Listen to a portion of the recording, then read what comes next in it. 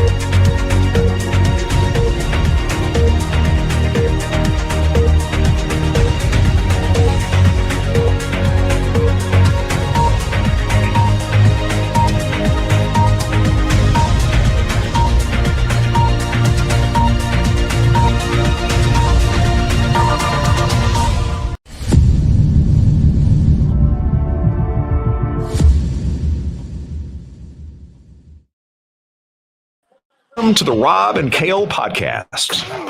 Rob Sanders. Some would be entertained by it. Some would be horrified by it. KO Carolina Jackpot Hall. All would be interested in it. The Rob and KO Podcast.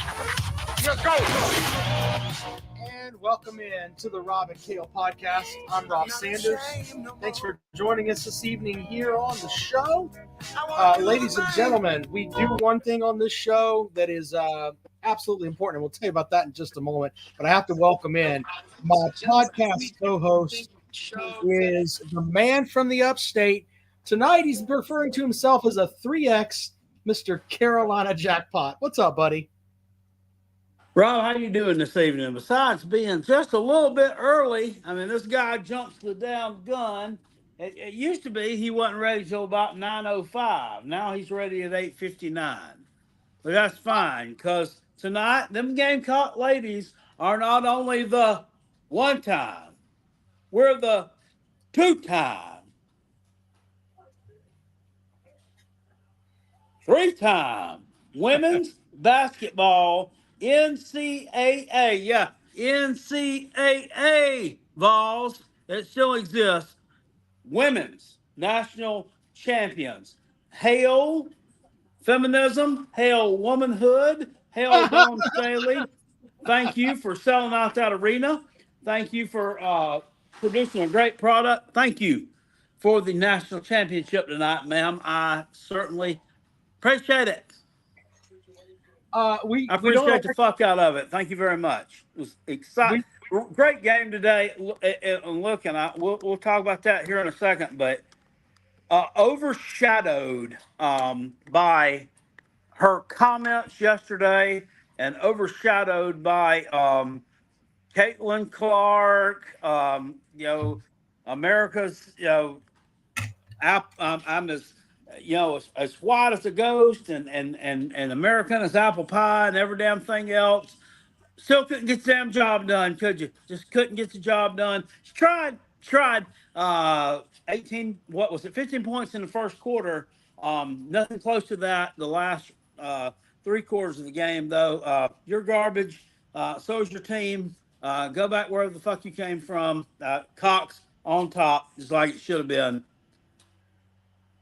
Well, first of all, we don't argue hardware on the show. We don't argue hardware. That's why we don't call Kirby Smart a bitch, and we don't say anything like that about Dawn Staley. And I rarely talk shit about Dabo. Wait a minute. But respectfully, though, Jackpot has a All right, they won the national title. He has said that before. So let's put that out there. Look, you don't argue with hardware. They went out there, and you know what? I'm going to put this out there. There were people that were – it was almost like the whole tournament was, what's Caitlin Clark going to do? Or what Angel Reese is going to do at LSU? What's Angel Reese going to do? What's Angel Reese going to say? What's Caitlin Clark going to say? What's she going to say? Is her daddy going to cuss at her again? But, nobody was talking about the most dominant team out there. Yeah, well, and that's the thing. If they got those two stories, then they were talking about Southern Cal and the young lady that plays for them.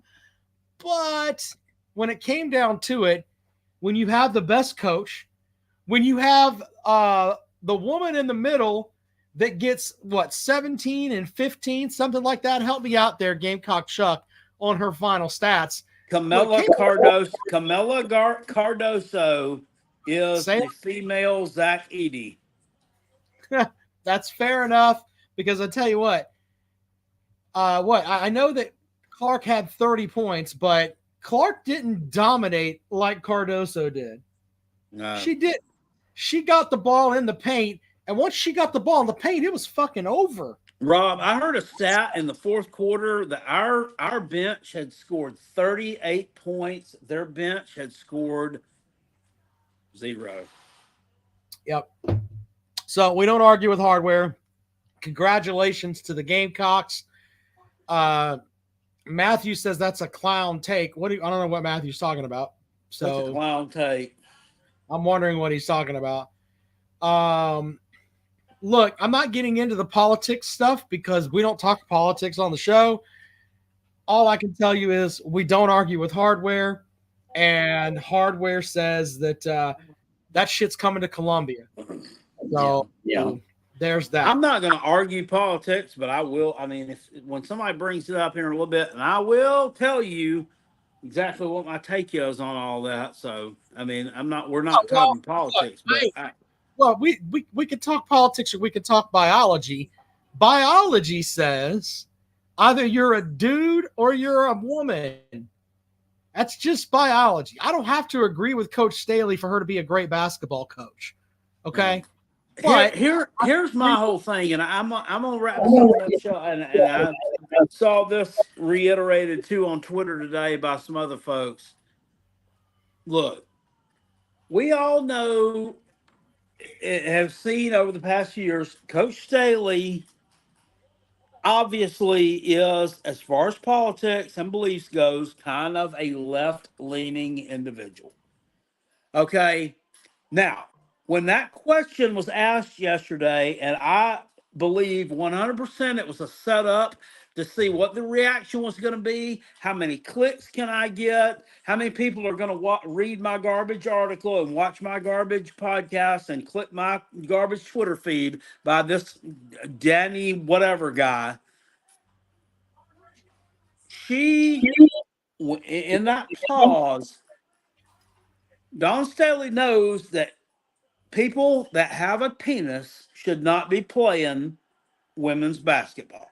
And she doesn't think people with penis should be playing women's basketball, but some of the left-leaning individuals in the circle that she runs in believe that they should. And she made that statement to save face with them people.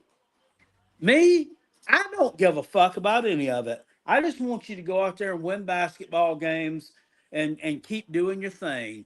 I personally don't care if you're black, white, purple. I don't care if you're gay, if you're lesbian, if you're straight, if you whatever. I don't care because it doesn't affect me. I know what I am, and that's all that matters. But whatever somebody else does doesn't affect me, and I don't care. But I think she was trying to save face with the folks that she runs with. That's just my take on it. Me, I wouldn't have answered the question. I would have said it doesn't pertain to basketball and not in what my team's doing tomorrow. Move on. That's what I would have said. She didn't say it. With that question too, because, and I'm not trying to come across as an arrogant ass, but I've gone to press conferences And there are questions that don't matter. If you're doing an off-season piece with Dawn Staley, if she agrees to meet with you for 45 minutes and you want to talk some social issues with her, then that's fine. But the press conference before the national championship game, who in the blue fuck are you to ask that question? Period. In the end, that had nothing to do with X's and O's or who was on the floor. So it was stupid. And whoever had that should get their press pass revoked because they're trying to, as they say in the wrestling business, because that's what we're having on the television over here, in WrestleMania, they're going into business for themselves. They don't give a fuck about the tournament. They don't give a fuck about the women that were playing. No, and I personally think it was the wrong time for that question. I think they were trying to take what is it? Focus off, take her mind's focus on what she should have had her mind focus on, which was preparing her team. Obviously, didn't work. But I don't know if that's what the that was, and I got frustrated with. There were a lot of Gamecock fans on Twitter. I'm done with Dawn because of her. How about just shut the? That's just stupid. And enjoy it's closed-minded. Look, it's closed-minded, and it's to make frank, it's redneck. It's just redneck bullshit. I mean, these people don't understand that. Carolina Jackpot leans right. He leans towards the Republican Party, and that's the way I tend to vote. But it doesn't mean that I think that everything that they do is 100% on the up and right.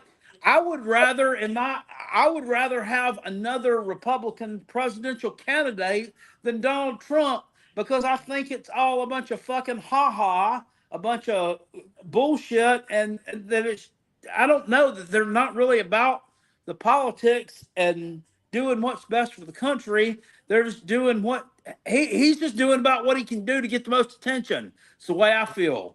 And then with the left-leaning people, I think that there's probably a better Democratic candidate out there than Joe Biden, because obviously he's not with it. But I mean, that's just me. I don't know. Well, I still get back to the point where I don't understand why that question was asked, and it made no sense. And and I agree with what Jackpot said. If you watch that video, Dawn Staley didn't want to answer that question because she knew she was in between a rock and a hard spot.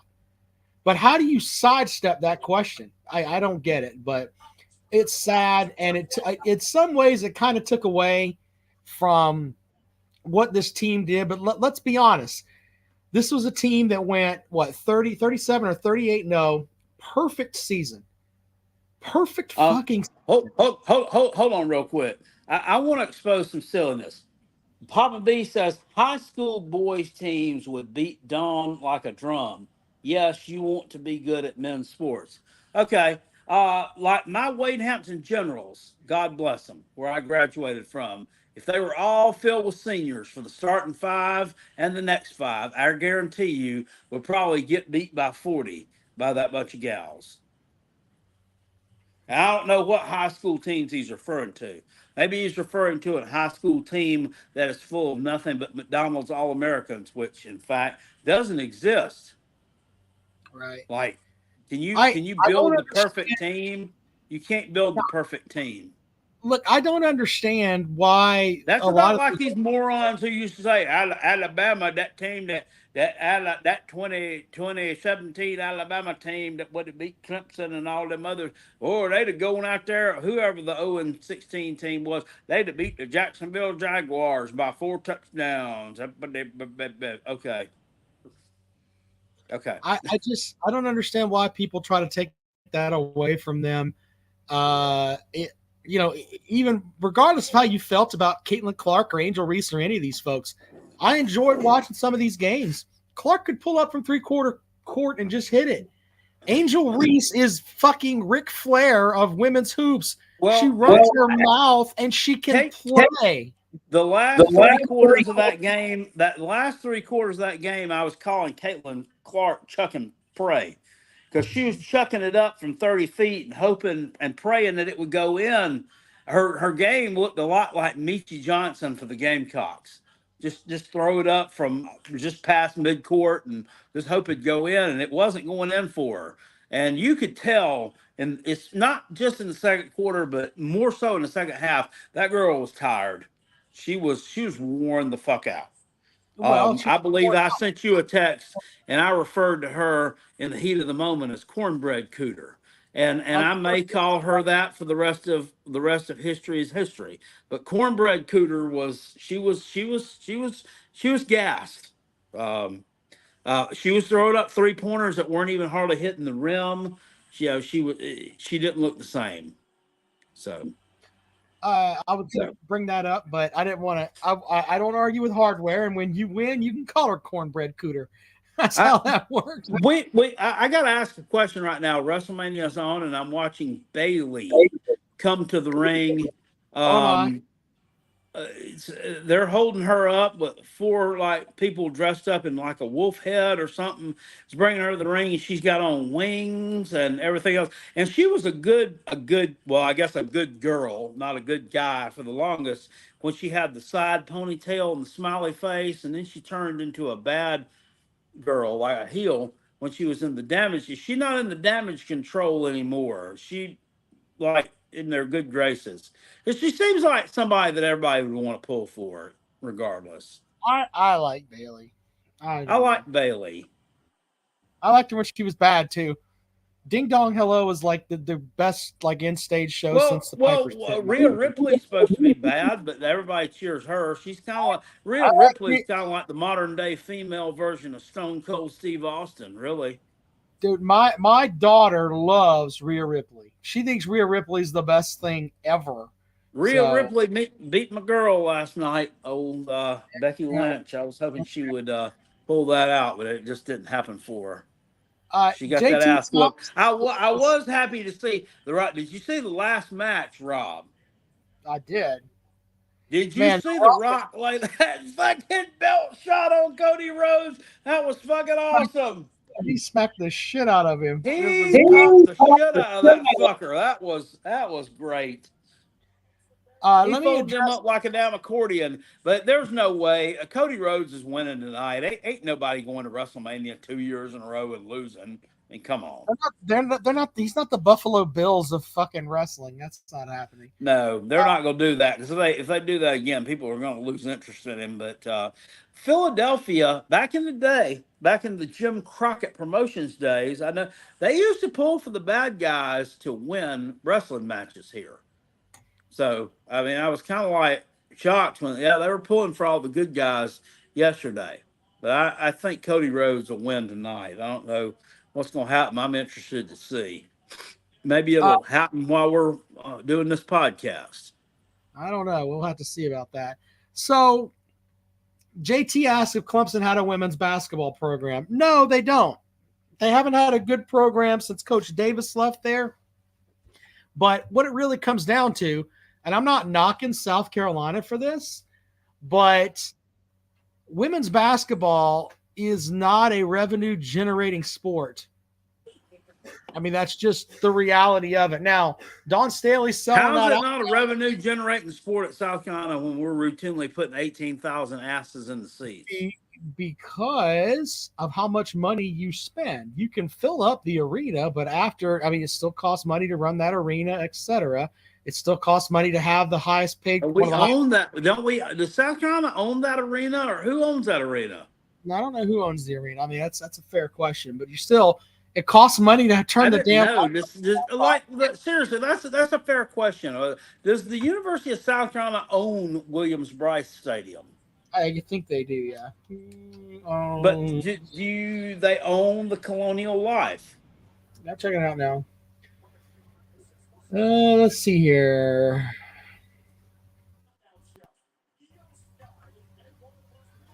The Colonial Life Arena, primarily home, open as a replacement. Is the largest arena in the state of South Carolina. It doesn't tell you. Oh, owner is the University of South Carolina, according to. Oh yeah. Here. They own the arena. Here's something else too. Before I want to hit you with it before we go any further. A little trivia question from last night. There have been 3 brother versus brother matchups at WrestleMania. Last night, Jay and Jimmy Uso. Bret Hart versus Owen Hart, WrestleMania 10, 1994. Who's the other biological brother versus brother at WrestleMania? It's the Hardy Boys. Exactly. Oh, damn it. I made it too goddamn easy for you. Well, now fuck you. I'm a fucking mark. What do you want from me? Goddamn wrestling, sir. I didn't really mean to say that, but that was something I heard Jim Cornette say the other week when he asked his podcast partner Brian Last a question. He fired off the answer immediately. He's like, "Well, now fuck you." No, I'm big into all See, that. I just don't think about people thinking about those two. Because I think of Matt Hardy as people don't even really think about him. Like Jeff Hardy is Well, anyway, it just comes back. I was looking at numbers on that, and money's a lot to do with it. But to be completely honest with you, even if Clemson today said we're going to spend as much money as South Carolina does on women's basketball, it would still take probably 10 years of that to get to a point where they're competitive again. That's how far behind the 8 ball Clemson is, and a lot of other programs, to say the least. So, and now with the transfer portal, you have things that happen like with what happened at Louisville, where Coach Kelsey goes from the College of Charleston, from Winthrop to the College of Charleston to Louisville, and the entire team transferred, Jackpot. Every player on that team transferred. At Louisville?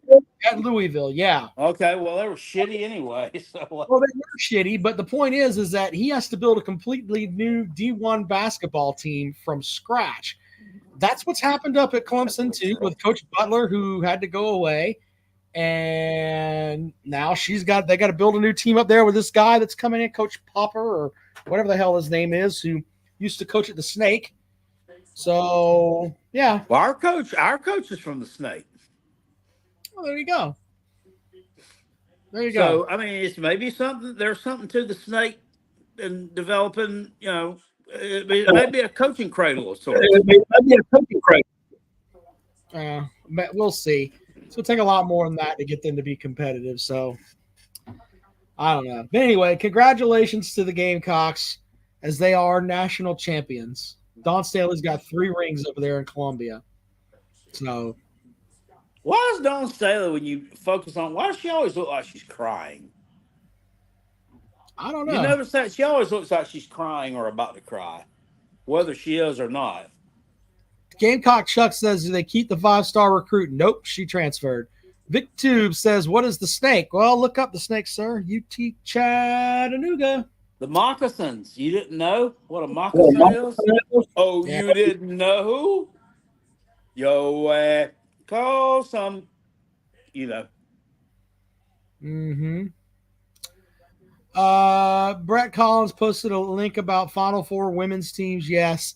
It costs, they said it was like, what, $400 a ticket? I mean, yeah. I mean, look, I will give you this. There are a lot more players that you want to see as far as players go on the women's side compared to the men's side. It's just the way that it is. So there you go. All right, anyway. And Joe Agashi legit leg kicks are trying to argue with me and saying that a moccasin is a shoe. Well, it might be because it's made out of the skin of the water moccasin. The UTC mocks. That namesake comes after the snake. It's the single most poisonous reptile in the state of Tennessee.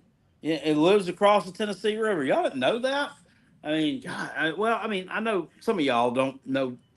Your knowledge is common, but come on. Well, Yeah, I mean, Nathan says, of course, we get the whole stuff from Brett. Nathan says, tell me why Elite 8 tickets were $3. He's got the receipts. Look, What? He's arguing with Brett in the comments section on Facebook about Logtix said that you was $2,300 for a semifinal ticket. Nathan says, well, for the Elite 8 tickets, you can get them for $3.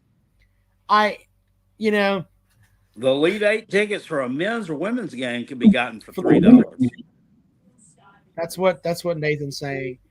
I'm not. Once again, I don't argue with hardware. So, anyway, all right, Jackpot. Do you want to talk about the Clemson spring game for a minute?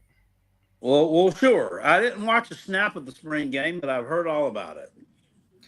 Well, here's what I think. I think that Clemson fans are damn losing their shit because the third string quarterback Pierman had a good day in the spring game. Well, I shouldn't think they'd lose their shit over that. I think they'd be happy. Well, but I've seen posts from people saying this guy needs to be the starter. What the fuck are you talking about? Well, hell, I was talking to my son about this earlier. DJ Twitty was the name of the running back that scored the touchdown that won the spring game for his side in the Gamecocks game last year. How many carries you think DJ Twitty had in the regular season?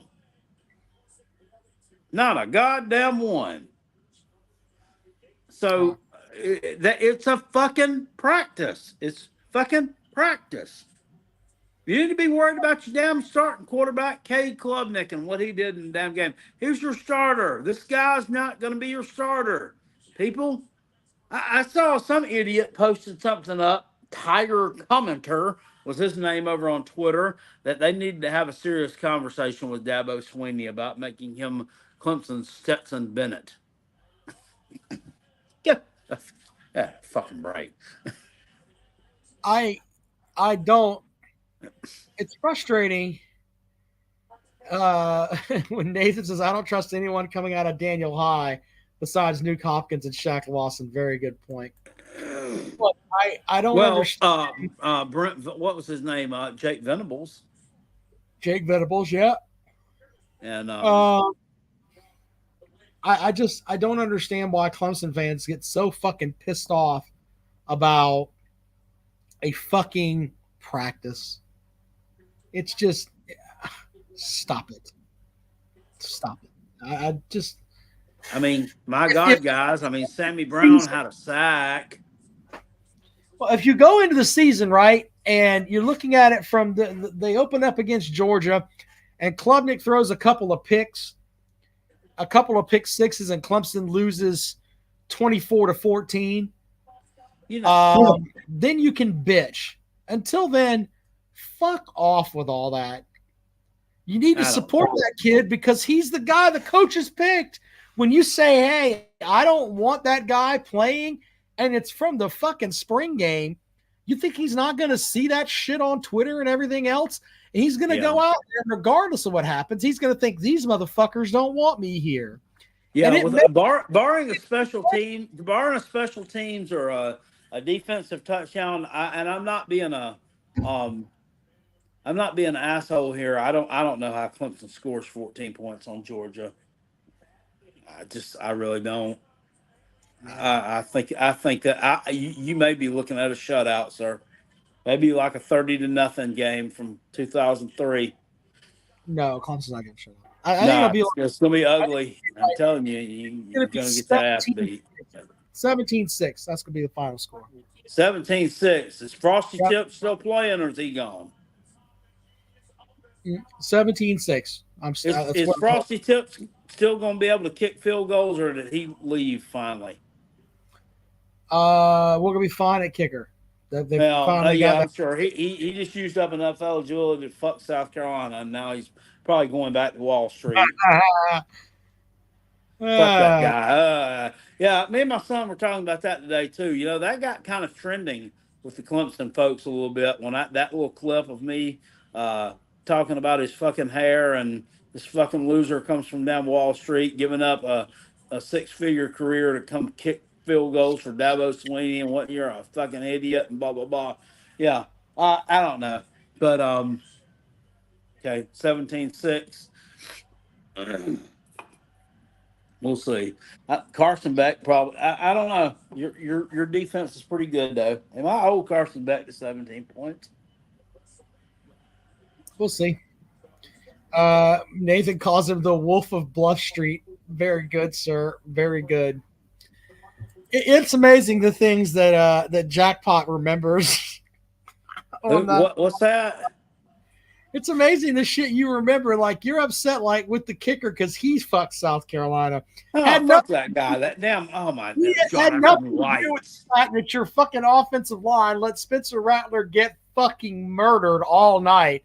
But we'll just pick it. I mean, I've talked about that enough. I mean, you know, the fact that your offensive line has regressed under Shane Beamer every fucking season. Bunch of bitches. I mean, just. So, I don't know. I'm just laughing because it's like Jackpot's like, you know what? That kicker fucked us. Fuck him. Well, he didn't fuck us. I mean, what fuck us? We could have won that. Seriously. I mean, we could have won that fucking game if they'd have been able to move the ball at all. I mean, Clemson couldn't move the fucking ball. I mean, if they could have just strung a couple of first downs together. I mean, we're probably right back in it. You know? Yeah, and you know what? If you had a good coach and if you had like some good wide receivers and we had like a good wide receiver. He fucked you guys up. Trouble was there wasn't anybody else with him. Lineman, and maybe if you had about 5 or 6 more sacks, maybe you would have won that game. You've seen all that. Fucking killing me, Jackpot.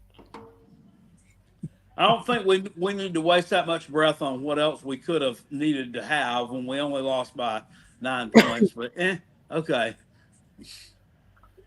Yeah. Either way. Anyway, yeah, let's not get too hung up on the spring game. What else you got this evening, Jackpot, that you wanted to go over? I mean, we've got South Carolina spring game in 2 weeks? It's in 2 weeks. I thought that was weird that the way that them and the Taters, I mean, they're so far separated this year. Normally that game's on the same day or it's, a week apart, but this week we're like 2 weeks apart. So I don't know whose clock's off, but I did a video today talking about the Gamecocks and some spring scrimmage stuff that I've heard so far. Not a lot of it positive. Really worried and not really worried. Just looking apprehensively at that offensive line room, or not offensive line, wide receiver room. I've heard reports that it's not SEC caliber. I mean, they don't have anybody over 6 foot tall except for Nick Harbor, who's not practicing because we're with the track team right now. I mean, is that sustained? And then they're talking about, well, our buddy JC Sherbert over at 24/7 Sports, I want to ask about in a second, said something about, well, the goal is we're going to get a couple of larger wide receivers out of the portal here in this second portal signing period. Here's my thing. You didn't have any before. You knew you needed them. And why did you not sign any taller wide receivers in the first portal signing period? I mean, why are we waiting to the second one to decide that we need them all of a sudden? That makes no sense to me. Here on Jackpot. Now, I can agree with you on that, but I think what it comes down to is that you got a bunch of slot receivers, is what I've been told. Yeah. And there's only one slot. You know what I'm saying? So you don't have anybody that can line up on the outside and run a post route. You don't have anybody that can run that fade route and go up and get it. So you're going to have to hope that Fred Flintstone down there can get some figure out something to get those guys. Thank you. Whatever. Hope that Fred Flintstone looking motherfucker can get himself into some interesting plays to get those little basically scat backs into position where they can have some space and move the ball. That's kind of the way it works, but we'll see. I mean, I think that if you're a South Carolina fan, if they go into the season with just the wide receivers they have, you have to start questioning this coaching staff. You have to go and get somebody, even if they don't completely line up like they're supposed to. You at least got to have a guy that can somewhat be a little bit taller than 5'10". So, and I hate to say it, but that comes back to Beamer. He's the head man. Well, I mean, I've already told you what I think about him. This guy is he's fucking dead in the damn water, as far as I'm concerned. I mean, this is a dead man walking. I mean, he fucked himself last year. He would have gotten a mulligan this year based on a little bit of a difficult schedule, but then last year he shit the bed against a manageable schedule. I mean, fucking North Carolina, really? I mean, you lose by over 2 touchdowns to fucking North Carolina on a damn neutral site, which really was a home away from home game for you. Fuck that, dude. Fuck that and fuck you. I mean, they weren't prepared to play that fucking game. That pisses me off so much when I go back and think about that fucking game and how fucking inept they looked at it. Like a bunch of damn bitch-made bitches. Got their damn ass beat. Like a damn rented mule. Just sad. Just sad. Apparently, to a team that lost to fucking Georgia Tech and Virginia times 2. Well, Shane Beamer is 6'1". According to Virginia Tech's media guide, he's 6'1". If he walks into the fucking wide receiver room and everybody's fucking shorter than he is, he should be looking at that coach and saying, we've got a fucking problem. I don't get it. And Bailey is your new champion. And fuck you. Bailey just won. Bailey's great. I like All right, Bailey.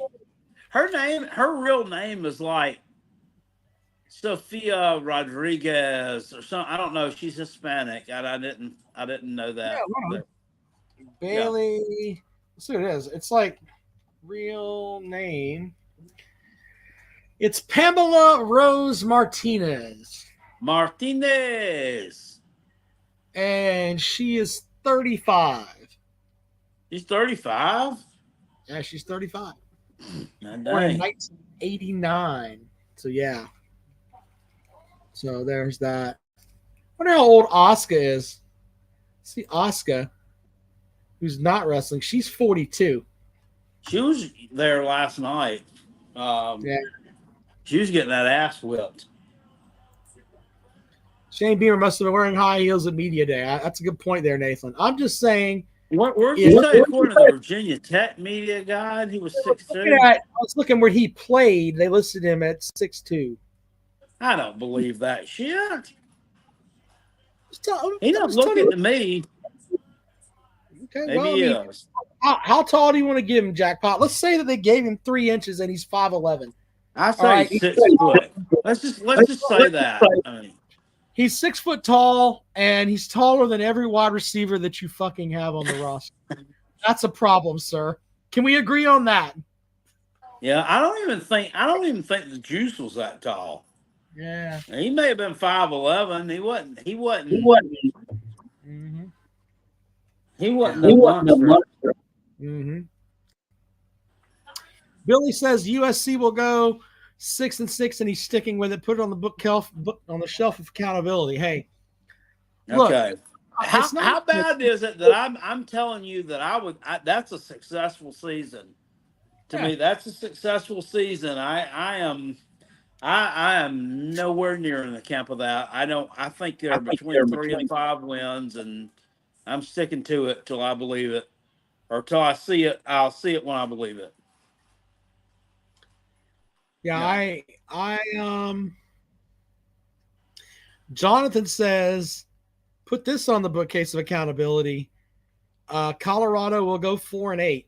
Great. They're going to have to rely on an upset here or there. They're going to have to rely on Mizzou not being as good as people think they're going to be. They're going to have to rely on Texas A&M not being as good as people think they're going to be. They're going to have to win on the road week 2 at Kentucky, and I'm telling you, that's going to be hard. That's going to be hard for the Gamecocks and Shane Beamer to go to Kentucky week 2 and win. They're not used to playing them week 2. Of course, Kentucky's used to playing goddamn Western Michigan week 2. So that's going to be tough for them too, kind of. So I mean, you're going on the road against an experienced. Oh, well, I don't, and even that is Brock Vandergriff, an experienced quarterback. He's been nothing but riding the bench for 3 years against Lenore Sellers, a guy who rode the bench for 1 year and learned under Spencer Rattler. That's gonna be tough. I don't know. I give the edge though to Kentucky because they got some wide receivers with size, and I know that they're gonna have decent lines of scrimmage, and they're at home. They're gonna be favored. I think if South Carolina wins that game, it's an upset, and I give them props for winning it. But I don't think they're gonna do it. I don't think they're gonna do it. Well, plenty of time to get into Am I that. wrong for thinking that? No. Look, that's why, I love the Comrade. Comrade's a great guy, but Comrade's got his head stuck up his ass because every year, we're at least going 8-4 by God. But we're going 8-4. You are fucking dumb if you think that. There's every wide receiver you have is shorter than your fucking head coach. You're not going 8-4. Fuck off. And it's like, it's Jackpot's at least real about it. You know what I mean? So I don't know how they're going to get there. They're going to have to pull off some major league upsets. We shall see. Over and under, Matt, is at 5.5. It's 5.5, and So, it's actually last time I looked, it's actually juiced a little bit to the over. So I don't know what somebody knows there. So and this is early. But it's juiced a little bit to the over. So who knows? But I don't buy it. I think it's a 4-8 team. It's a 4-8 team, and I think Dave Doran's on the side. I think that Shane Beamer is more likely to be an assistant coach on Virginia Tech's staff when we play them to open up the 2025 season than he is to be the Gamecocks head coach facing them. I don't know, man. I feel bad because I want South Carolina to be better than they are. I still say it's going to be Dave Doran ball in 2025. You think so? Okay. I still say so. I think it'll be Dave Clawson ball in 2025. Well, you know what? Here's the thing. Chris Kleiman ball.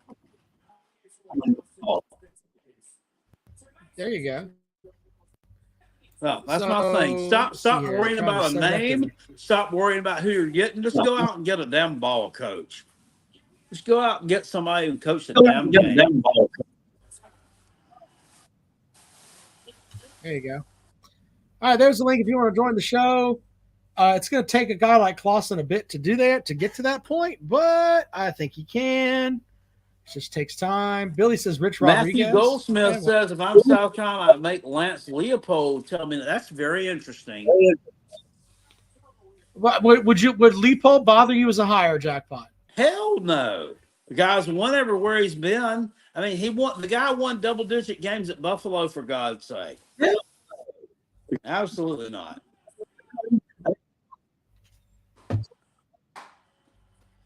All right, let's see here. Let's bring in Billy first. Guys, Billy, what's up, man? congratulations to the South Carolina women's basketball team. SEC, baby. SEC. Sure, thank you, Billy. Congrats. Now, let's go back to the Mockinson thing. I live here in East Tennessee and familiar with UTC Mockinson. Rob, you'll have to Google this because Jackpot's going to go through the roof when I tell him it's not about a snake. No, it is. Google it. It's about the mockingbird. I'm not Googling things, sir. It's about a mockingbird. It's the mockingbird. Well, that throws everybody's theory off the roof. I know. It does. Mockingbird. Yeah, it's short. So it has nothing to do with Indians. It has nothing to do with damn reptiles. It has everything to do with an aviary species. But yeah, and some former coach who was scrappy as a mockingbird and stuff. But when you Google it, it's scrappy as a mockingbird. That's where they got that. It'll surprise you, but you'll have to read it for yourself because I know you. My goodness. Well, Oh, thank yeah. you for that, Billy. What else you got, man? What else? Yeah, the Dawn Staley thing was a bunch of crap. That question should have never been asked. You should have ditched it and told him to move on or move out, go on. And I was looking at some of the post-game things. You know, Dawn was very classy in recognizing as Caitlin as one of the goats, and there's people saying because she doesn't have a ring, she's not a goat. Listen, she's the all-time leading scorer for men and women, to include three-point shooting. Stop it. I get frustrated with that because Dan Marino doesn't have a ring. Charles Barkley doesn't have a ring. I mean, we could list several people who were great. Barry Sanders is probably the best running back in NFL Dale history. Murphy doesn't have a ring. Yeah. There you go. And it just irritates me that we're in a society now that if you don't win at all, you're nothing, you know. Yeah. And the fact that that's even being discussed, you can't even enjoy a women's basketball game for all the BS and stuff, the sideshow stuff that has nothing really to do with it. You watch you watch when the WNBA is drafted, who's drafted first. Of course, the team will need a guard, but I'm sure that they will fit her in someplace. And the first quarter, she drove down the middle like she owned it till, you know, South Carolina, you know, stood her up and stuff. So, but anyway,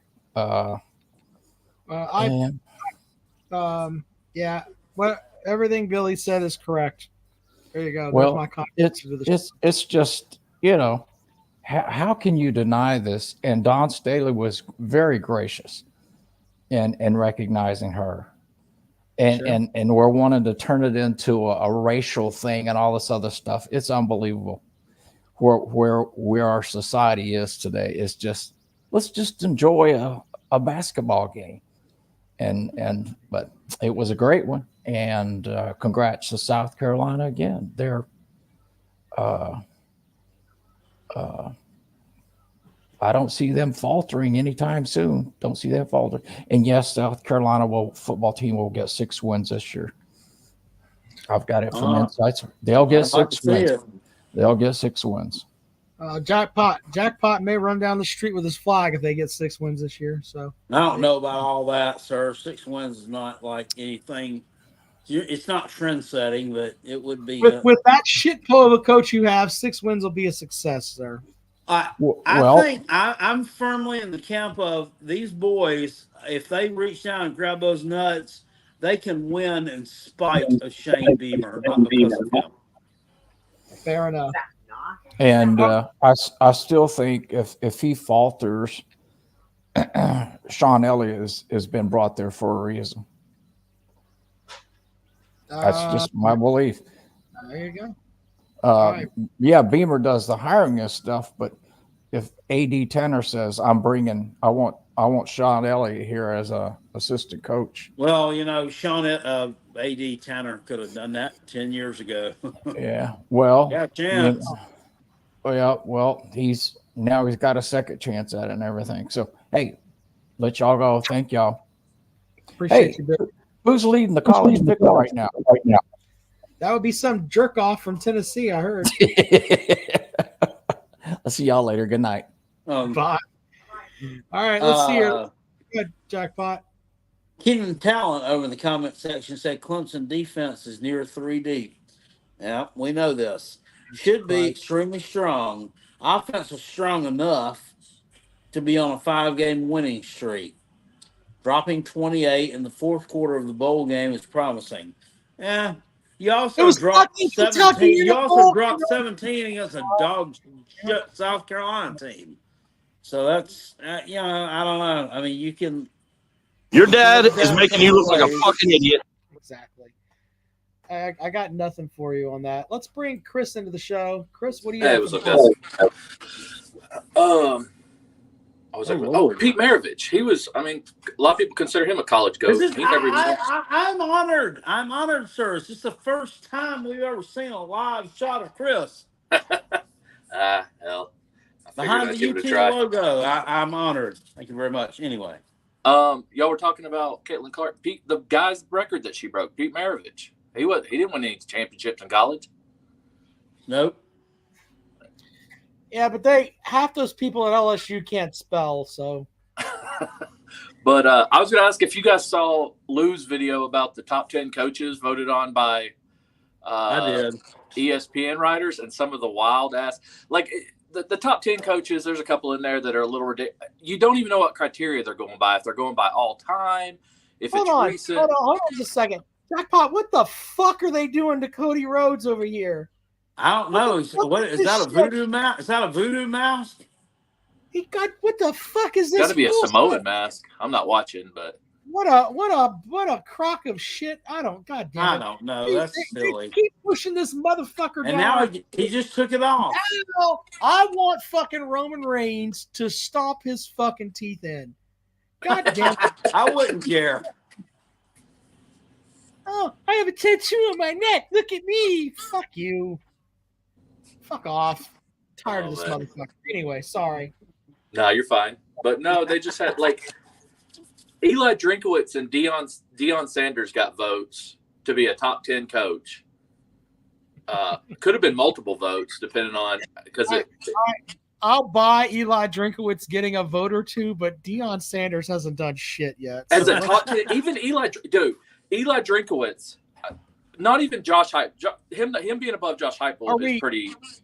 Look, I'm not putting him over Josh Heupel. I'm just saying he's done. But Josh more with Heupel less got no than votes. Shane Beamer got no votes. Shane Beamer has more winning seasons. Everybody is pissed off at Shane Beamer. He has more winning seasons than Eli Drinkowitz does. Okay, That's a fact. That's a fact. sure. And that's what kills me is that this dude goes off and he's a little nerdy guy, looks like Rugrat from Wolf of Wall Street. He goes off 1 year. Like Tennessee goes through a season, beats Nick Saban, beats Brian Kelly, beats Dabo Swinney, and it's like we got to see him do it again.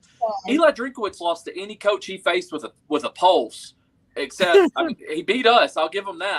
But he goes in there, beats Ryan Day with their fourth string quarterback, and everybody's like, "Oh my God, Eli Drinkowitz might be the next best big thing." Who did he beat last year? Who did he beat of any substance? Like Kansas His best State? win, if you don't count the bowl game, which the bowl game, a lot of Ohio State players had given up on the season and transferred out or declared for the draft or whatnot. But if you count regular season, Josh Heupel is his best win. Tennessee was his best win. He beat Tennessee and Kansas State, right? Yeah. He lost to LSU. He lost to Georgia. I don't know. I'm beginning to like the Who old. did he beat? He beat the Gamecocks. He beat Kentucky, Vanderbilt, Tennessee, Florida. He almost lost to Florida.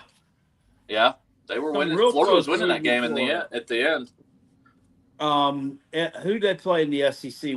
Arkansas, which is what? Who else did they play in the West? LSU. They lost. They got beat by like 20 points by LSU. It was like 50-something to 30-something. Yeah, and then the non-conference schedule was crap. But he got votes. It was just ridiculous. Like Lou had people like he said that was ridiculous. They had Ryan Day, I think 10th. 10? Yeah. They had Steve Sarkisian, which Steve Sarkisian's done just as much as Ryan Day does, probably less, and they had him second or third and had Ryan Day. The only thing Ryan Day has done wrong is lose to Michigan. Yeah. Right? Yeah. Wait, who put this list together? ESPN got a bunch of their sports writers. It was 10 sports writers splitting up 10 spots apiece. So if a coach got voted number one, which Kirby got 100 points, so everyone voted him number one. That's blatantly obvious. He's the best coach in college football right now, in most people's opinion. And then if you got voted number two, you got 9 points all the way down to a 10th place vote got you 1 point. And Deion had 2 points and Eli Drinkowitz had 6. So that means either 2 people voted Deion 10th or somebody voted Deion 9th. And then up to 6 people could have voted Eli Drinkowitz as a top 10 coach. I'm just wondering what bumblefucks got together and put this thing together where Deion. Hey man, that's the world leader in sports right there you're talking about. You better watch out. Here's what happened. they got together and they were told, look, some of y'all have to vote for Dion because if not, we're going to lose that section of our audience. Because there are people that And that's the non-college football fan.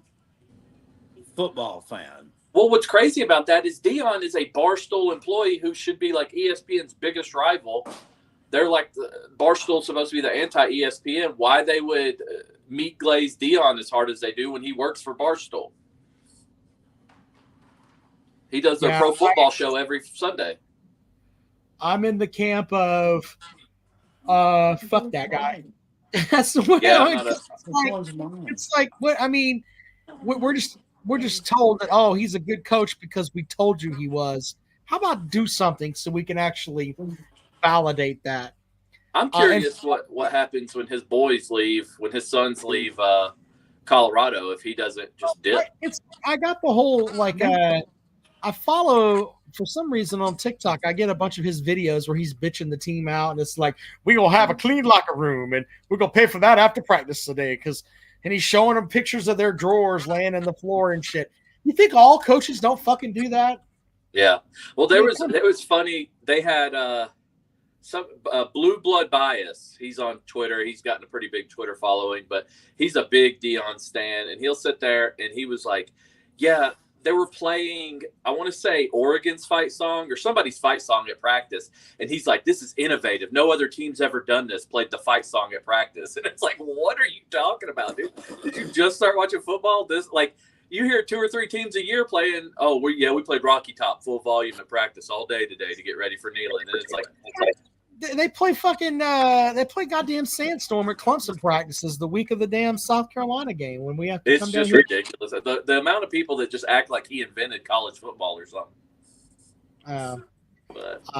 Fuck that guy. Fuck those idiots that voted for him too. What else you got, Chris? Not much. I was just, whenever you was talking to Billy, made me think of Pete Maravich. I had to go double check, but it doesn't, on his Wikipedia, it doesn't say he has any conference or. Here's my other thing with the whole Pete Maravich thing, and this is going to sound like I'm sexist and all that shit. Pete Maravich scored all those points without a 3-point shot. Yeah, for sure. Fuck yourself with that.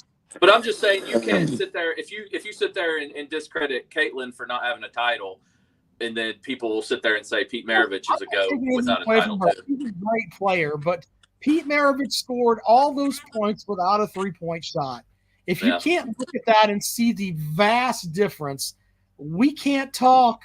We can't communicate with each other on the same level because it was a completely different era.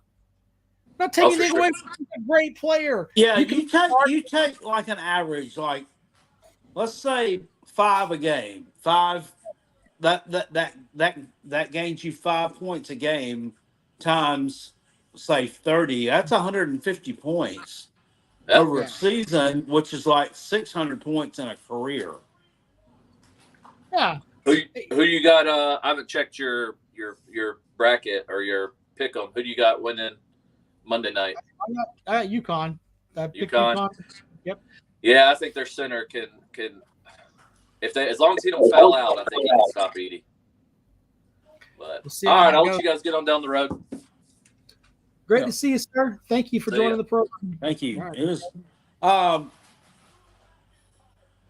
our boy Roman Reigns. Yeah, there's like 15 minutes entrances to the ring. Our boy Roman Reigns is in the ring now with Paul Heyman. You want to talk about looking pitiful? This guy does.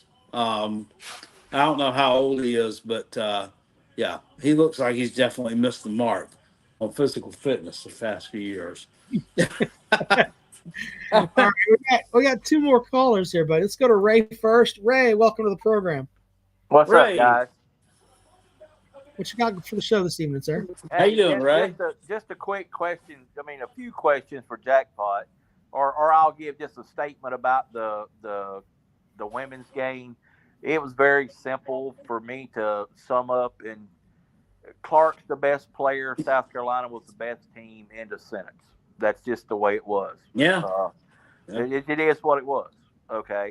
I'm sorry, and this will piss people off too. But if I have the number one pick in the WNBA draft, and I can get Cardoso, who fucking dominates the paint, or a 2 guard that's going to shoot 3-point shots, I'll go with the fucking big Brazilian bitch. Well, Let me go with I her don't watch first. the WNBA, so I can't really get. I don't really give a shit. I can't coach Caitlin Clark to be taller. I can't do that. But I can take Cardoso and tell her, stay your ass in that paint and clean the glass for me. Right. We're gonna nick you Windex. Well, who has the number one overall pick in the WNBA? The Indiana Fever, I think. I'm going with Here's the crazy part, Rob. You know, What? she's making like $4 or $5 million a year in college. Sure. And they're saying going to the women's NBA. I mean, the most she can make is, I mean, it's less than $1 million a year.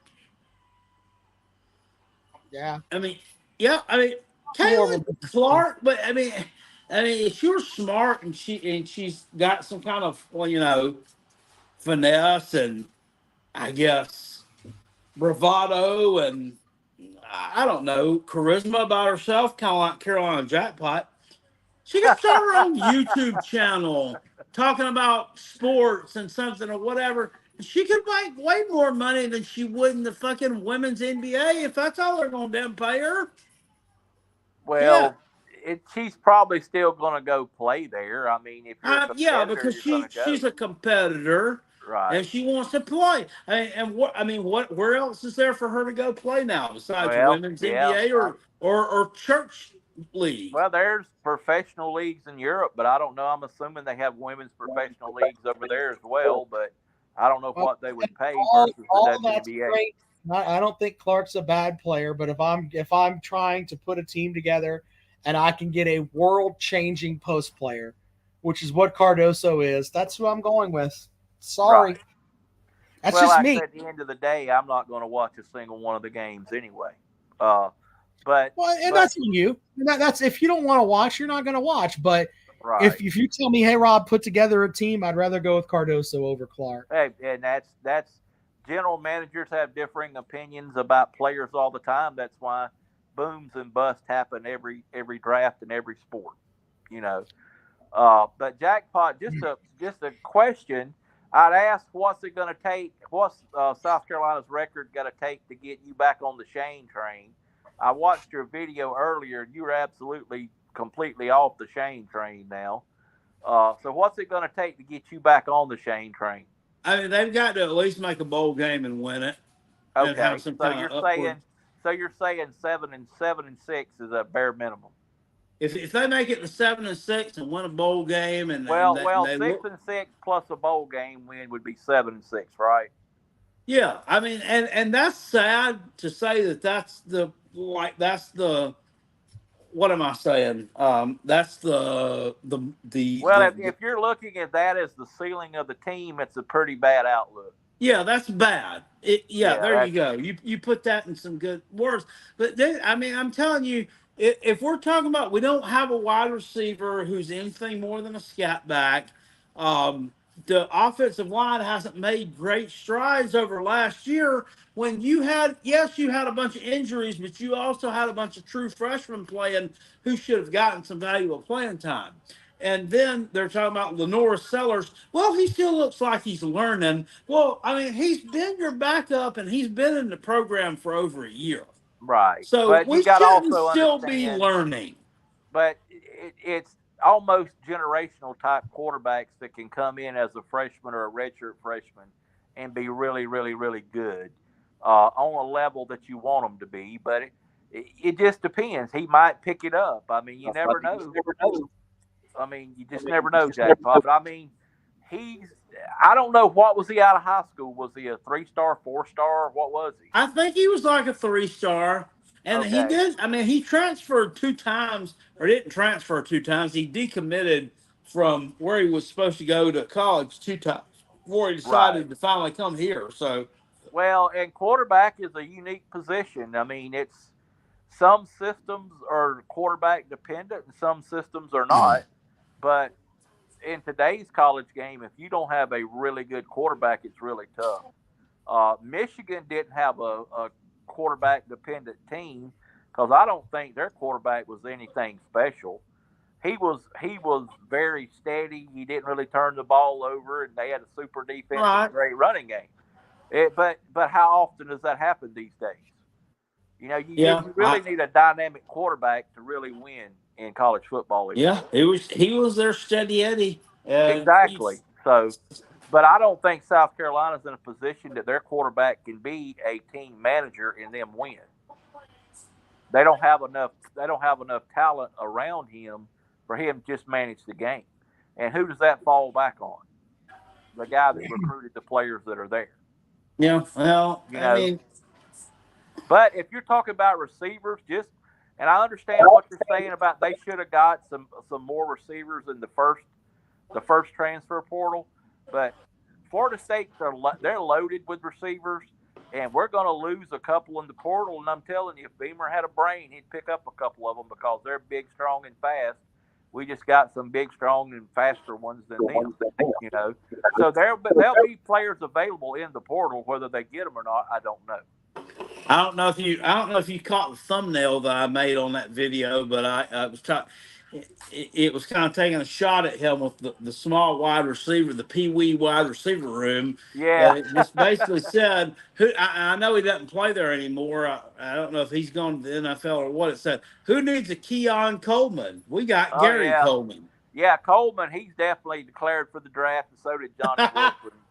Yeah, those are game changer type players, and you know, when you have one of those on your team, you know, you have a weapon that most don't have. And back in the day, there was smaller DBs, you know, that were in the 5'8", 5'9", 5'10" range, but not anymore. They're 6 foot, 6'2", and can run like a gazelle. And if you don't have something to match up with that, well, then you better have a dominant running game. That's all I can say. Yeah. Cool. I wonder whatever happened. What's that, buddy? Well, I got one more question about, you were talking about Beamer possibly going to be fired this year, and it's looking like you're saying Clawson and Dave Doran are your two top choices. I'm telling you, they need to go get a football coach. Stop with the ha-ha. Stop with who the former players want to see. Stop with who the fans want. Start with somebody who can win some freaking games. Dave Clawson ain't done nothing but win games at Wake Forest. He runs a kind of weird offense. And, yeah, he didn't win a lot of games last year. He lost Sam Hartman.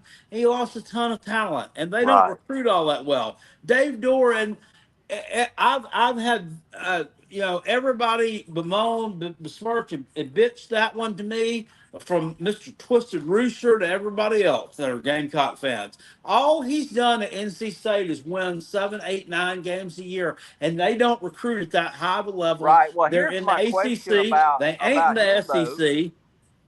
Are they going to be patient if they get him? Because he only has a really good team about every 3 years.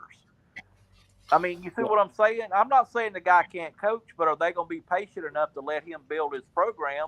That's fair. See the results. The thing with Dave Clawson, though, is the offense that he runs, he can run it with an offensive line that isn't at a Power 5 level. I agree with where that. Everybody has great time.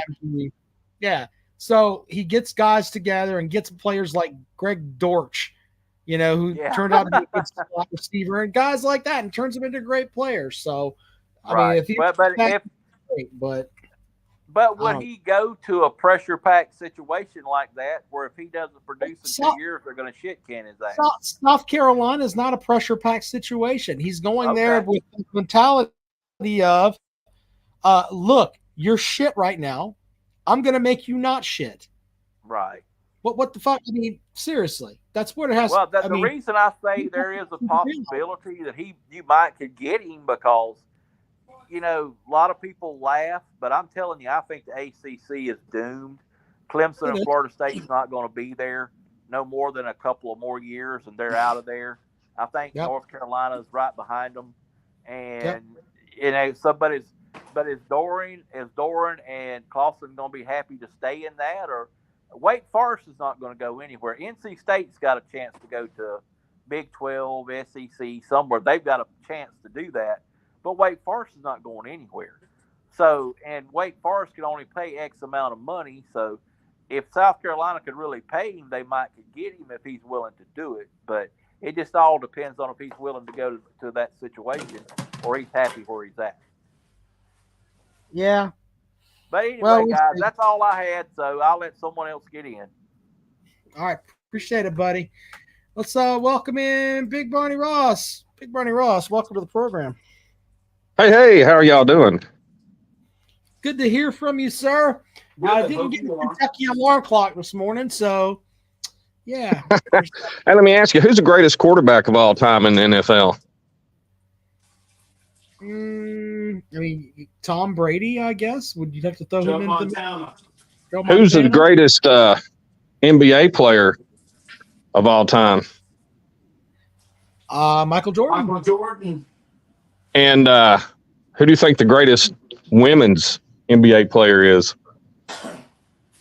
Cheryl Swoops. Do you think all of them have won a championship before? Does that make them? Do you think that, what Jordan had 5? Yeah, Jordan had. Brady had 5. I was just curious because, it's hard to be the 1990, the guy that holds a record for the most stolen bases in high school. I know him, but nobody else on the planet does. Until you win that championship, it's hard for me. Just going out on a limb. Me, it's kind of like South Carolina, Kentucky. I think our schedule, the way I looked at both of them, game 2 is going to kind of determine our season if we have a good or bad one. I think if you're going to be considered a GOAT, you got to at least get a championship on you somewhere. Now, that's just my opinion. Might be wrong. I don't know. But I'll get off here, and I just wanted to ask Jackpot how he feels about the Kentucky game this year. Do you think that'll make or break whether or not Kentucky goes to a bowl if you beat us? And I'll get off here and listen to see what you say. I don't think it's going to make or break whether I think it's more important for South Carolina to win it than it is for Kentucky to win it. I really do. I'm about 20% that South Carolina can win that game right now. Just based on the fact, and it's not based on the fact that South Carolina's beaten in the past 2 years and they're going to be looking for some revenge. I'm just looking on the fact that I just think Kentucky's got some better pieces coming back. I think Kentucky's got better coaching. And this might be a little bit silly for me to say on here, Rob. I think South Carolina, I don't know who Kentucky opens up with. Doesn't matter. I think South Carolina might get round a little bit by Old Dominion. I mean, I think they're going to win. I think they might get around a little bit by them. Like, I think I can see that game being like that Georgia State game a couple of years ago at home. Kentucky opens the season with Southern Miss, by God. Well, okay. Well, I mean, that's not a – I mean, I say that's about equal.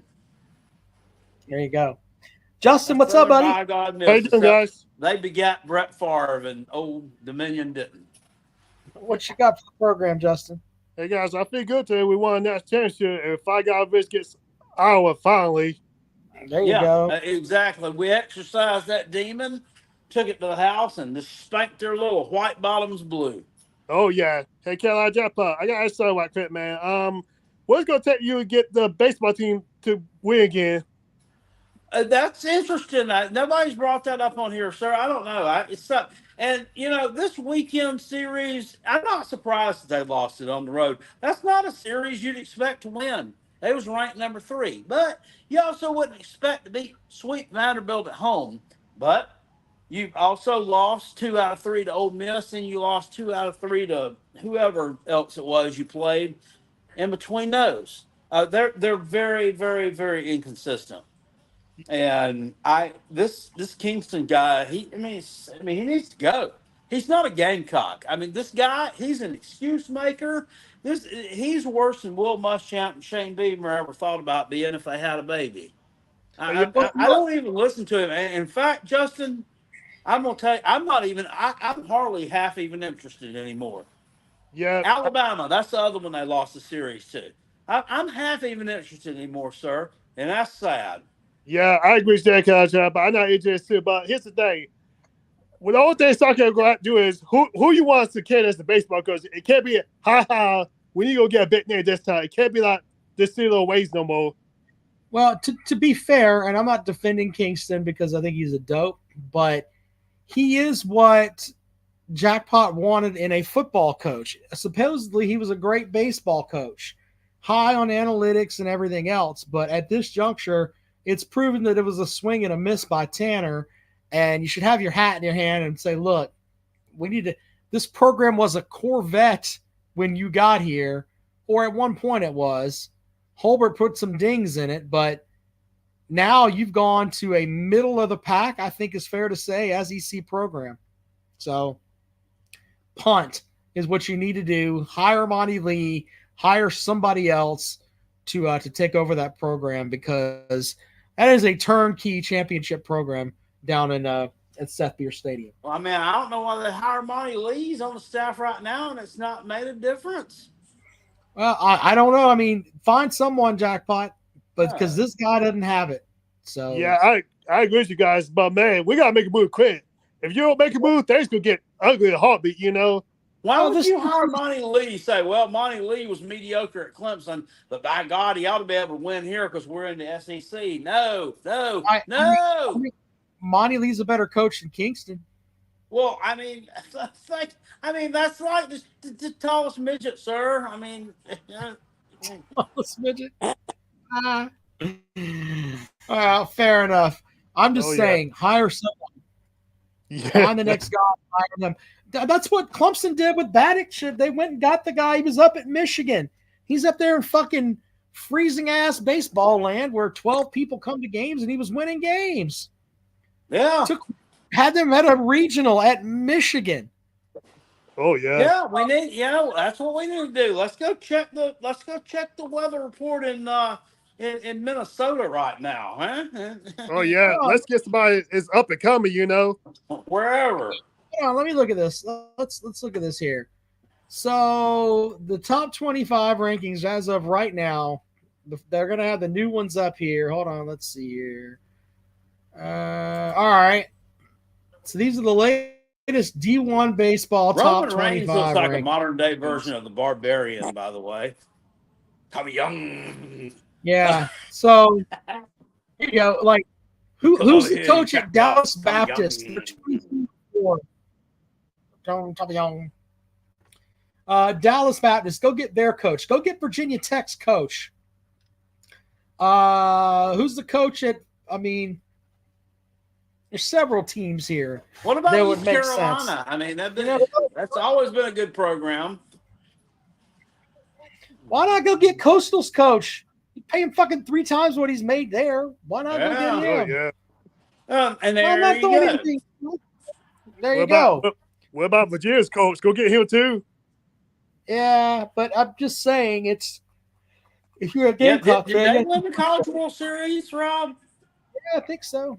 Yeah, they did back in the. Yeah, that was a lot 4 years ago. Yeah. Still, they won. But look, South Carolina baseball team should be in the Super Regionals every year, at minimum. At minimum. Rob, why does this guy? Why does Cody Rhodes? Why does he have this neck tattoo? I mean, it just looks out of place for this guy. I mean, he's like this white meat baby face dude everybody's supposed to love with just this one thing that makes him look like an ex-prisoner. Maybe why do you got this? It looks dumb. I don't know. The whole thing, and he's got a dream tattoo on his chest. Roman Reigns just hit him with the crossroads. Roman Reigns too. He does kind of look like the Barbarian. Yeah, he does. Do you realize this guy hadn't been pinned in almost 5 years? Yeah, maybe that's because he only wrestles like one match a month. He hasn't wrestled since the Royal Rumble. Oh, wow. Yeah, I mean, he does. He looks like the Barbarian. I wish we could find somebody that looks like the Boogie Woogie Man, Jimmy Valiant, right now.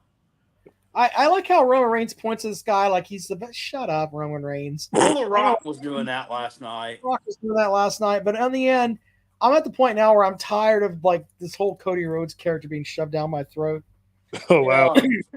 Well, guys, I'm about to head out. And I grew up rooting for Ric Flair all the time, so I got problems. I'm sorry, Well, Justin. What yeah. you got, mate? Yeah, you guys. Well, I'm about to go, man. But I agree, Kyle Jeff. But Shea people, yeah, man. Mark Hughes, Shea people, they gotta go, man. It's not working. No, it's terrible. He needs to go before Bieber does. Yeah. He should have never been given a contract extension. I mean, and last year it happened at the end of the season, and it was like, oh well, let's move on to the summer. Nobody really even said anything about it. I don't agree with it though. Yeah, guys, I agree. Hey, Kyle Jeff, I don't know what's gonna take Wade Taylor to step away, but he needs to. There you go, buddy. Yeah. All right, Justin, you have a great evening, man. We'll talk to you later. Thank you, guys. too. All right, go Gamecocks. Stay strong, Kyle Jeff. Go Gamecocks. Always good to hear from Justin. Let's see here. Slim Shady says wrestling is fake. Move on. Slim Shady, if you don't like our wrestling talk, sir, I'm sorry. Did I ever tell you about back in the sorry. day? I mean, I used to go to wrestling. Here it is again for like the fourth time. Here's Cody Rhodes clearing off a table. Every time they clear off a table now, they're throwing a monitor out of the way and they're throwing an iPad out of the way. And I just think for some reason, good God Almighty, they're throwing an iPad out of the way. And that just seems to me even cringeworthier than throwing a monitor out of the way for some reason. And I just think it's more expensive, even though I know it's really not. This is crazy. I mean, the way this evolved, I grew up watching this stuff, man. I mean, I don't like the whole thing of them throwing the damn. Let's clear off the table. Fuck off. Let's clear off the table so we can then throw somebody through it. No, fuck that. I mean, hell, mankind threw Triple H through a rock or through the damn table with the fucking monitors on it and everything. Yeah, I don't agree with all that. It's like, hey, and it's such an overdone spot now where hey, we're gonna just we're gonna wipe the table off, put somebody through it. I've been going to wrestling for so many. I mean, it's been a long time since I've been to a live wrestling event, but I mean, and back in the day when I used to go, it was more affordable, and I remember, I was there at a lot of the events in the 1980s and the mid 80s at the old Greenville Auditorium with my daddy. We went to a ton of those events, and then like in the late 80s, I went a lot with my friend Matthew Matman Harris, the morning DJ at 93.3 The Planet up here in Greenville.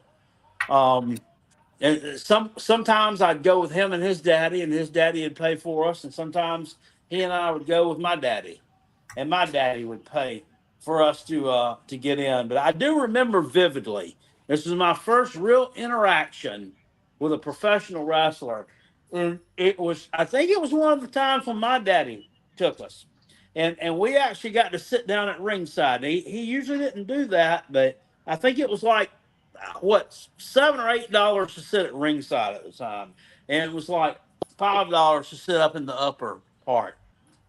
And this had to be in 88, I want to say, around that time.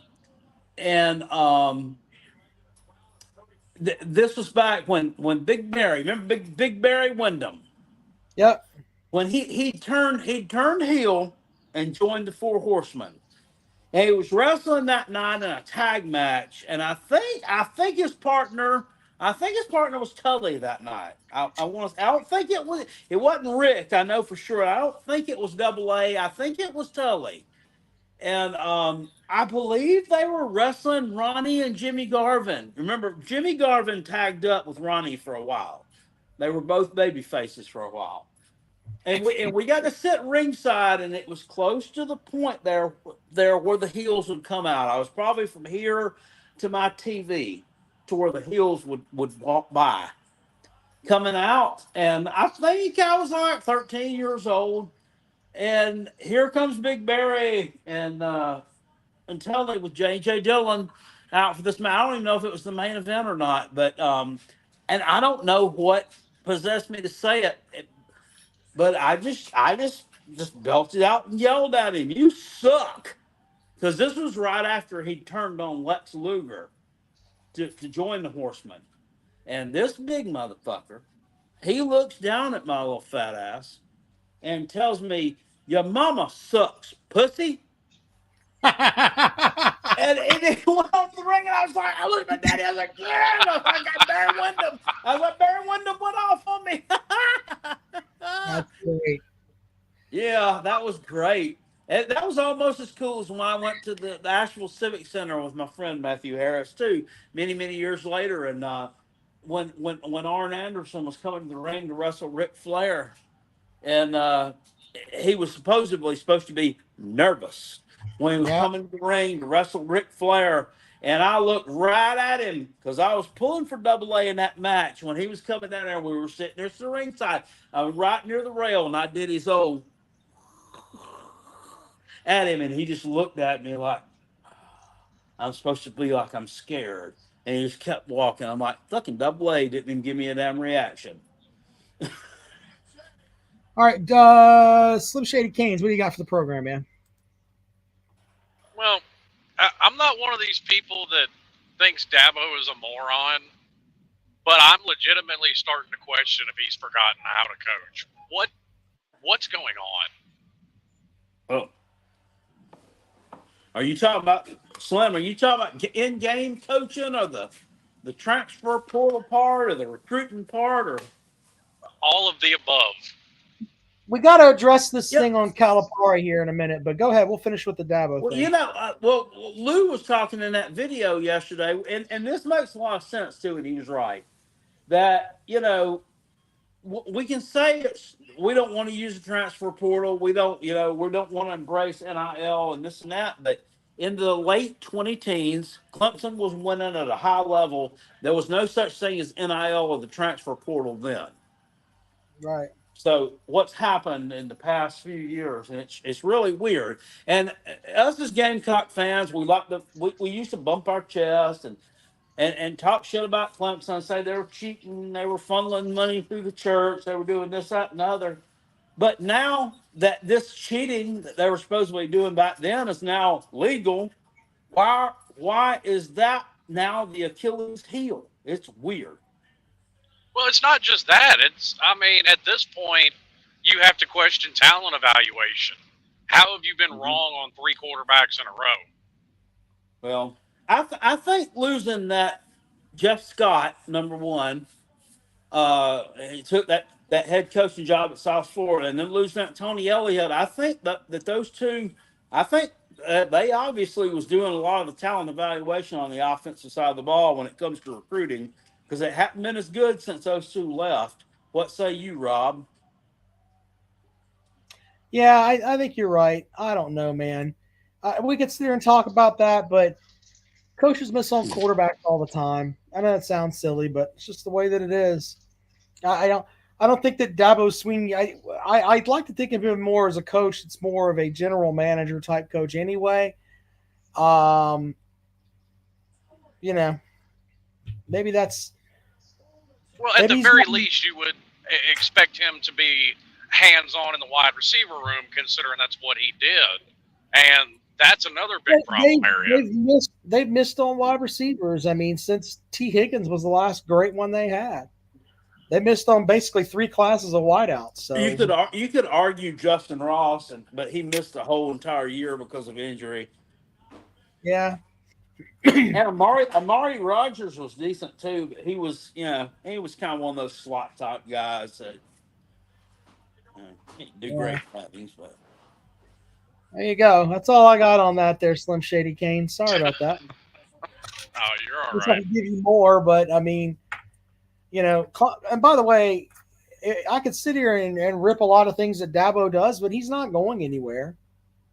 You know, I don't think he is either. And another thing, Rob, I mean, and I'm not besmirching him because ours obviously sucks high and tip as well, but I don't think offensive line wise they recruited all that great. Well, that was to me that was even their Achilles heel when they were on top.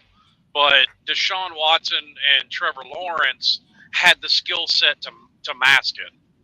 Yeah. Yeah. But I mean, I come at this, I'm genuinely curious because I come at this from the perspective of, you know, the ACC needs all the good PR it could get, and I've done my fair share of bashing my own team over the past 15 years of not holding themselves to a standard that they should. Holy shit, John Cena. And it seems like as Miami's kind of getting their proverbial shit together, Dabo's losing his. Yeah. What's going on? Yeah. John Cena's, oh, holy shit. He just hit the FU. Roman Reigns. All right. Well, appreciate it, buddy. The thing about yes, sir. I was going to say about that, he said Miami seems to be getting their shit that way, and they seemingly do, transfer portal wise and all that. But Cristobal is going to have to elevate that in game, and that he's going to have to be better on Saturday. You know what I mean? Oh, and I don't disagree with that. Now, I think people had, and me and Lou got into this conversation. You know, Lou predicted Miami to win something like 9 or 10 games Mario's first year, and I'm like, listen, he's inheriting a mess. It's not going to happen. Yeah. And I was a game off on my prediction of it. I figured they'd at least make a bowl, but I was a game off. They won what, 5? They won 5 games. So, yeah, I knew the kind of mess he was inheriting in the locker room because of Manny Diaz's approach. Right. Manny Diaz was kind of like, kind of wanted to be the cool parent as a head coach, and it just led to problems. That's so true. I didn't expect a whole lot, you know, at the beginning. And then, you know, some of it, when you lose, 6 offensive linemen to season-ending injuries and a couple of quarterbacks, I mean, it can make things seem a whole lot worse than what they really are. Yeah. But I agree. He still has some growing to do as a head coach, and I by no means think that he doesn't have his faults, but... Are y'all watching this stare down in the ring? Oh, Lord. I am. Which one, in your opinion, Rob, looks older and more out of their prime? In my, just facially, I would argue John Cena. I believe so. And by the way, I only hate on the modern day product. I was a fan of the 90s. This is crazy. The Rock, I want that vest. Rock's standing there. We should get that for you with that is awesome. I want that fucking vest. Oh Lord. I mean, what is this? Who is this referee? It looks like Charles Robinson from the old WCW days, even though I know it's not.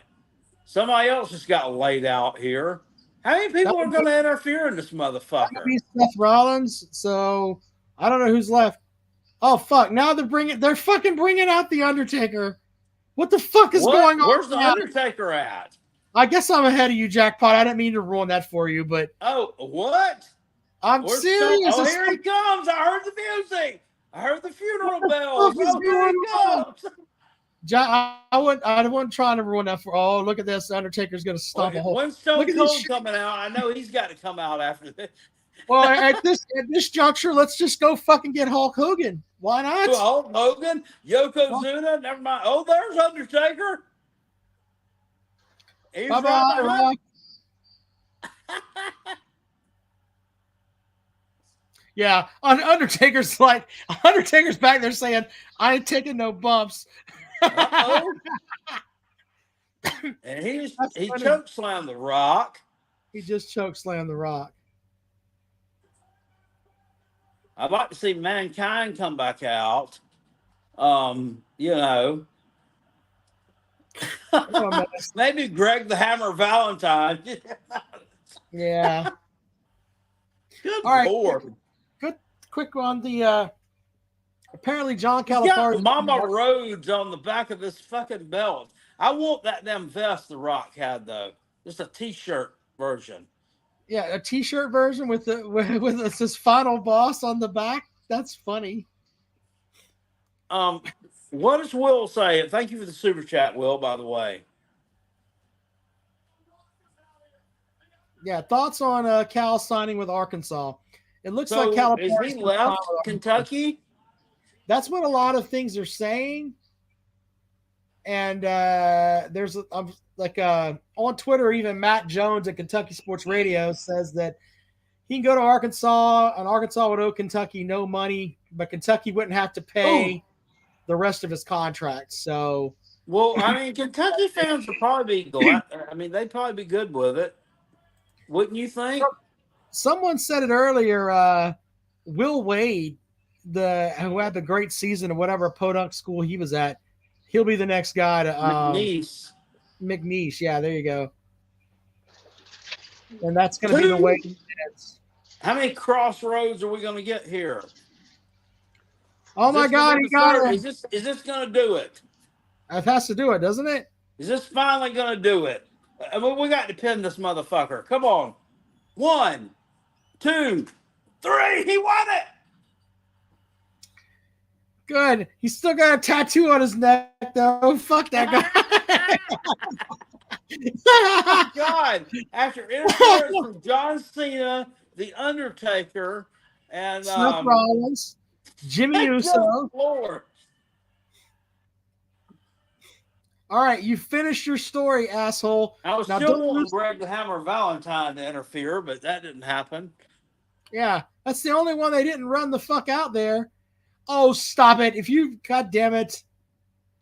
What the fuck now? God damn it. Oh, look, there's his wife. Why couldn't we have gotten Brutus the Barber Beefcake to run out there? Yeah. That's crazy. So, Cody Rhodes now is your new champion. Tom Crean, Will Eubanks says, no. Kentucky needs a cheater. You got to go get Will Wade. It's the way that it is. So, there's that. Wow. What a fucking crazy WrestleMania main event. So, there's that. And he is the WWE. Yeah, Big Barney Ross. Why didn't we see the Honky Tonk Man? Very good. Honky Tonk Man. Honky Tonk Man could have ran in. Santino Varela could have ran in. Why not? That's all we really need. Have Bret Hart limp out there. Fucking why not? So, I mean, how do you win a Rikishi? How do you win a Lord? That's crazy. Yeah, I'm just saying the neck tattoo just looks it just looks out of place and stupid. I've always thought that, but you're the first person to ever bring it up besides me. And I was like, oh, okay. I was like, yeah, it does look dumb. Well, it's crazy that I mean, if he was a heel and with Al Snow, we could have had some Al Snow action. Why not? We could have ran in on this. Oh, look, everybody's coming to the ring to shake his hand. Look, you got Shawn Michaels action. Insane, and look at the Undertaker there in a hoodie. Fuck you! I'm dead serious. Uncle Undertaker's like, I ain't taking no bumps. Fuck you. You know that had to happen. What a mess. Yeah, absolutely. He's older than damn dirt. He is older than dirt. All right, Jackpot. I think we've had a great show, and we'll be back at it on Wednesday. We'll have a national champion crowned in men's hoops. We haven't even talked about that. Yeah, we did. I mentioned I picked UConn. Who'd you pick? You did, and as did I. I don't know. I don't know. I mean, for the first time, especially in the first half of that game, Saturday night, I mean, they actually looked invincible. I mean, nobody's really covered the spread against them this year. Nobody's really looked, like they could kind of push them a little bit. But, I mean, Alabama pushed them a little bit. I mean, they didn't win. And obviously the final score wouldn't indicate that, but they did. Yeah. All right. Well, Big Barney Ross wants us to let us know that Kentucky baseball swept Alabama. Well, very good, sir. Oh, that's good. I mean, South Carolina lost 2 out of 3 to them. So, fuck you. Well, fuck you. With that, have a great night.